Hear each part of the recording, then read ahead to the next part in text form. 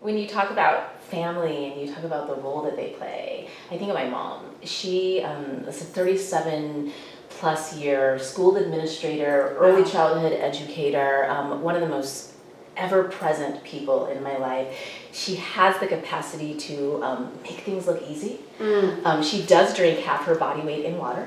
Good for her. She is aging backwards. She runs 5Ks. Superhero-like, if you will. And it wasn't until recently, and I didn't even know that I was craving this, but it wasn't until recently, because we did engage in self-care. My husband and I got away for a weekend, and she stayed with the boys, that she acknowledged how tiring my kids are.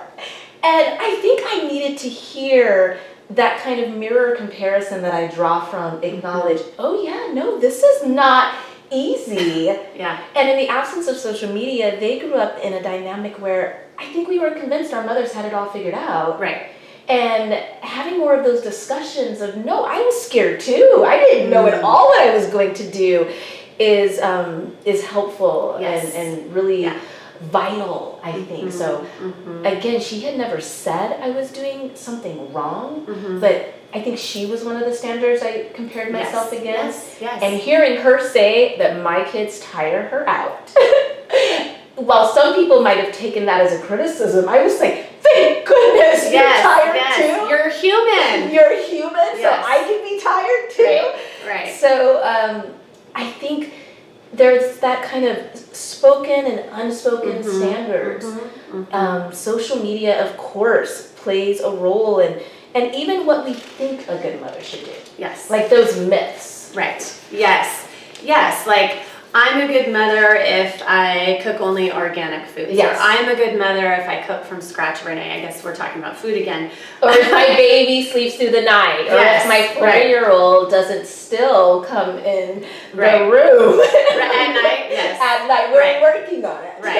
Right. Or we think, if I make everybody happy all the time, including my husband or my spouse, I'm a good mom. Or if I'm fair with everyone all the time, I'm a good mom. Equitable. But how is that possible? Like when every kid needs something uniquely different based on their temperament and personality. Right. Equity it should not be the goal. It should be kind of getting the kids what they need in the manner in which they need it. But that's not what it looks like in the world. It looks like this equitable treatment of all kids at all times, and I think that might be a problematic myth. Yeah, I think it's a big problem, and certainly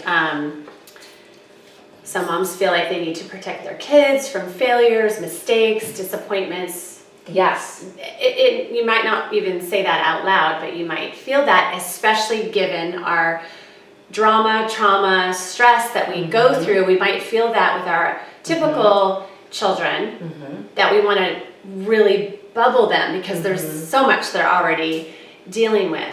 I think a good exercise is to maybe stop and pause and make a list of, even if it sounds like a gross exaggeration, write a list of I'm a good mother if, and just see what comes out, like just write.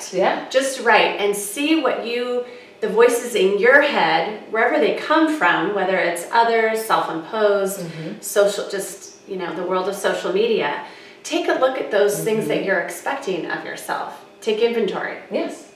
I'm a good mother if I am on every committee at the school. You're a volunteer-aholic. I'm a volunteer-aholic if I'm on every committee at the school, if I am the soccer mom, I am currently the class parent for preschool, if I get the Christmas card out. For the record, no one's getting the Christmas card this year. I am a good mom if my kids are also pleased with me. That was an interesting thing that I discovered. I both want to be their model, their guide, their disciplinarian, their boundary setter. But I also think I want the kids to think I'm a good mom. Yes. And there are times where, of course, they do. And then there's other times where they're mumbling stuff under their breath. And you can tell you're not their favorite at the moment. And I think inherently I want to be seen as the mom I'm trying to be versus the mom I sometimes am. Yes, yes. I think many struggle with that. And so that would probably make its way on my list.